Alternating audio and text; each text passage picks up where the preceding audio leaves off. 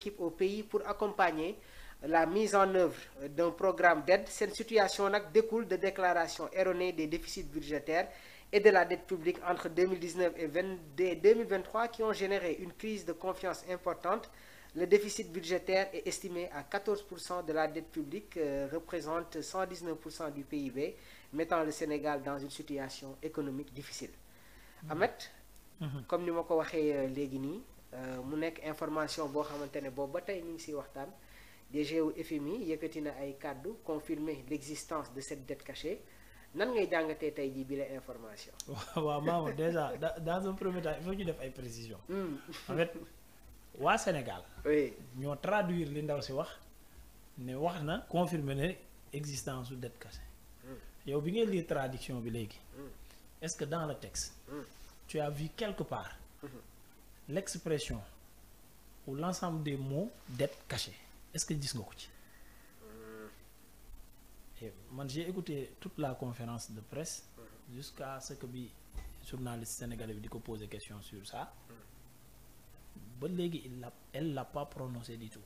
kon da nga jàpp ne que ni ñu traduire son discours foofu problème bi. non ni ñu ko bëgg a déggee parce que dans la tradition yow ci sa bopp yaa ngi wax déclaration erronée. maintenant dans la traduction ci ñi nga xam ne dégg nañu anglais wala di ko jàngale. elle a parlé de misreporting. Quand on parle de misreporting. ça veut dire une fausse déclaration ou une déclaration erronée. mais tamit nag Ahmed ba tey sur les joutes oratoires DG bi dafa am kàddu yoo xamante ne yëkkati na ko muy hidden debt ça veut dire dette cachée quand même. non j'y viens xam nga Mamour. FMI ci boppam. supposons vous confirmer que ne dette cachée dafa am ci parole. waa APR ba fii may wax ak yow. su fekkee gis nga seen communiqué. ñoom dañoo lànk ne. dette cachée possibleul sax possible. ñoom weddiwuñu ko sax mais dañ ne possibleul dans une dette publique. mais est-ce que tey jii loolu c'est pas une orientation politique Ahmed. maintenant l'un comme l'autre. maanaam ñaari parti yëpp. oui. man maa ngi taxawee ci nañ ma ko wan. l'existence de la dette. d'accord. xam nga s'il y a une dette cachée. normalement il y aura une somme. n'est-ce pas. oui. à hauteur de quelle somme la nañ ñu ko wax. oui. nañu wax sur quel secteur. comment et quelle période. parce que on peut pas nous dire que c'est de 2012 à 2023. c'était sur quelle période c'était sur quelle dette. Macky Sall bi mu fi nekkee dafa def dette cachée oui. mais c'était quand comment sur quelle dette exactement et sur quel secteur lañ ko dugal. des déclarations erronées. ban période la ñu ngi koy situer entre 2019 et 2023. oui. waaw c'est vague non donc c'était en quelle année sur quelle dette xanaa du dette yi mu def ci période boobu yëpp loolu la def su fekkee loolu la. de 2019 à 2023. la banque centrale bu monsieur Lo jiite. te nekk fa ba léegi. le directeur de l'exécution budgétaire li ma fi waxoon keroog. mu nga fa woon. maintenant ministre de l'économie sa sœur.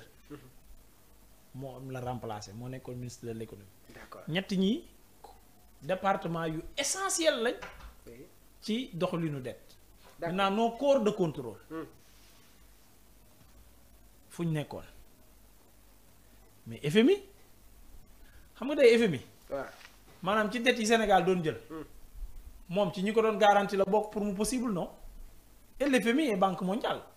d'accord maintenant dette cachée am FMI garantie ko sunu corps de contrôle yi validé ko sunu directeur de l'exécution budgétaire exécuté ko. Banque centrale joxe ko. ministre de l'économie assurer les dépenses et tout. waa léegi comment se fait-il loolu am nga jëlaat directeur de l'exécution budgétaire bi fekkee woon loolu bokkoon ca nga def ko suñu ministre ka nekkoon banque centrale nga bàyyi ko fa sœur ki nekkoon ministre de l'économie nga jël frère am tabb ko fa yow est-ce que ñu ngi natt li ñuy wax. mais Ahmed yow su ma la déggee ba tey da ngay nier l'existence de cette dette cachée. non nier ma ko. waaw parce que même toujours si li DG bi wax. bu amee dama si bëgg a ñëwaat tuuti sax. waaw li mu wax mooy nous avons pris le temps de comprendre pourquoi cette dette avait été cachée donc su ma yemee foofu rek mooy déjà il y a un constat pour mesurer l'ampleur et de voir comment avancer maintenant la situation est claire donc si lu mu wax suñ ko traduire lii lay tekki le gouvernement a demandé un programme avec le FMI et nous avons réagi immédiatement nous avons envoyé une mission pour travailler avec les autorités sur un nouveau cadre économique avec une bonne gestion le Sénégal peut réaliser beaucoup de choses Ahmed lii nag leer na nañ waaw léegi ma wax la ndax sa xel nangu na li ma lay waaj a jox exemple bu terre à terre laa lay jox dette cachée dafa am ce ne sont pas des personnes c'est l'État du Sénégal alors dans ce cas l'État du Sénégal moo def dette cachée kon tuur lëndëm FMI su ma comprendre ni ñu bëgg a traduire li daam bi wax bi ñu tuuree lëndëm FMI État du Sénégal signalé ko bi mu ko signalé FMI nangu ne waa État du Sénégal kon dañ doon def njuuj njaaj mooy les déclarations erronées ak les chiffres erronés. oui noo ko tuddee. man maa ngi ci optique gu am na rek. man nag maa ngi toujours sur les dires. maintenant waaw maintenant. man naka nga ma mën a dribbler ñuy business nga dribbler ma. nga dribbler ma ba pare ma xam ne da nga maa dribbler wax ci dëkk bi yëpp ne da nga maa dribbler après ma ne pare naa pour ñu liggéey yeneen projet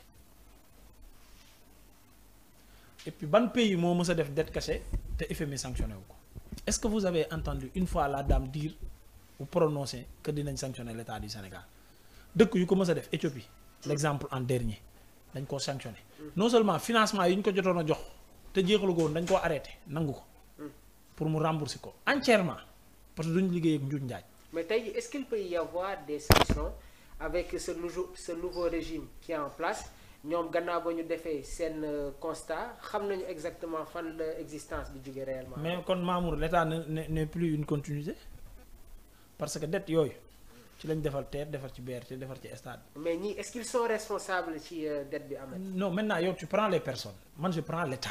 d'accord. comprendre maintenant l'État du Sénégal moo def ay njuuj njaaj bi mu defee ay njuuj njaaj ci la am koppar yu mu defaree TER defar ci BRT defar ci stade koppar yooyu njuuj njaaj mu def ko parce que bu doonee ci l'islam ba ilaa yow mi diin stade bi lu ñu ci mënta liggéey nangu nga ne day xaraam lu lewul lay doon ba ilaa yow mi diin parce que alal ja ko fondement alalu njuuj njaaj la nangu lool maintenant su nekkee ci état donc alal ji liggéey stade bi njuuj njaaj la je prends le stade parce que sportif nga donc billets yi ñu encaissé barki Dembo Ndiaye ci alalu njuuj njaaj lañ ko jël ku koy encaissé l'État du Sénégal parce que ki ko organisé après day fay SOGIP day verser État du Sénégal maintenant kon ci alalu njuuj njaaj état bi nangu na di ci encaissé xaalis pour fay boru njuuj njaaj. su ma la déggee ngay wax yaa ngi nekk di def une traçabilité concernant xaalis boobu noonu fan lañ ko dugal mais est-ce que tey. non je te donne des exemples pour nga comprendre ne. chaîne bi su fekkee dette cachée dafa am. dette yooyu ñu liggéey ci ñun. état bi fi maanaam régime bi fi nekkoon. moom moo ko def. ñu bëgg a dédouaner régime bii fi nekk day compliqué parce que régime bii fi ne mu ngi encaissé ci état bi fi nekk ci ndëngte yam defoon. moo tax ma ne la bu ñu jël nit yi fi nekkoon nañ jël état parce que état du Sénégal moo tuur lëndëm et l'FMI et Banque mondiale et la Banque centrale bi mu leen tuuree lëndëm ba pare loolu ñu ko garantir woon jox ko état bu bees bii ñëw régime bu bees bii ñëw jiite état bi ba tey mu ngi koy encaisser maintenant FMI nan la mën a nangoo ab état dóor ko sanctionné wu ko lu mës a am ci histoire état bu mës a dóor FMI xam ne da ngaa def njuuj njaaj wala da ngaa nekk en guerre wala da ngaa nekk ay difficultés économiques wala sa dette dafa na dóor na la soit ay avertissement wala ay sanctions dóoru la ko. mais tey jii suñu léegi question boobu rek laa bëgg Mamoun nga poser pourquoi FMI sanctionné wul Sénégal. suñu doon tey jii situer les responsabilités si ñan lañ koy orienter am. mais bien sûr Macky Sall en premier moom laa lay wax maanaam est-ce que moo tax ma naan la sànq est-ce que natt nañ dayoo lu ñuy wax bu confirmer Macky Sall daa war dem kaso. c'est premier ministre d'alors ñoom ñëpp ñu jaar ci période boobu ñu wax ne daa am dette cachée. d'accord. mais Amadou Ba mi fi nekkoon ministre finance. exactement ndam si yàlla Moustapha Ba. xaw ma à titre posthume lañ koy def xaw ma nuñ koy defee. cette chaîne financière. mais Cheikh Diba mais monsieur Lo bu banque centrale. maintenant ñooñu ñëpp. naka nga leen mën a jël ci gouvernement tey bi di liggéey ak ñoom. ñoom ñu dem biir FMI. waaw di déclarer une dette cachée boo xam ne ñoom ñu ngi woon ci biir. est-ce que logique na. léegi man question bi ma la bëggoon poser waat foofu ça va être un débat un peu technique si l'État du Sénégal si les nouveaux dirigeants n'avaient pas exercé cette gestion transparence est-ce que tey jii cette gestion transparente est-ce que dinañu am une lumière bi nga xamante ne ñu ngi koy commencer di gis ci processus bi amet. Maintenant la grande question est-ce que. oui. c'était pour avoir vraiment une gestion transparente. oui. ou pour montrer à la face du monde que Macky Sall sàcc na. C'était quoi l'objectif? Je te repose cette question Ahmed soo doon tontu ban approche moom nga ñuy indil ci wàll boobu noonu. Non c'est très difficile xam nga lu tax dans la mesure où. oui. l'FMI. waaw lu muy mënti wax. sur la base de di ko gouvernement bi informé la koy teg. parce que déjà ñoom ñi ngi féliciter vraiment lumière bi nga xamante ne le nouveau régime def nañ ko cette gestion transparente qui a été très très importante parce que ñoom itamit mënoon nañ ko bañ a def. Maintenant. suñ ko deful woon tamit est-ce que du am ay conséquences Ahmed. Maintenant plus loin. oui. Ousmane Sonko moo ñu waxoon ne FMI ku mu félicité. yàqu nga mu ngi waaj a rey sa askan. d'accord.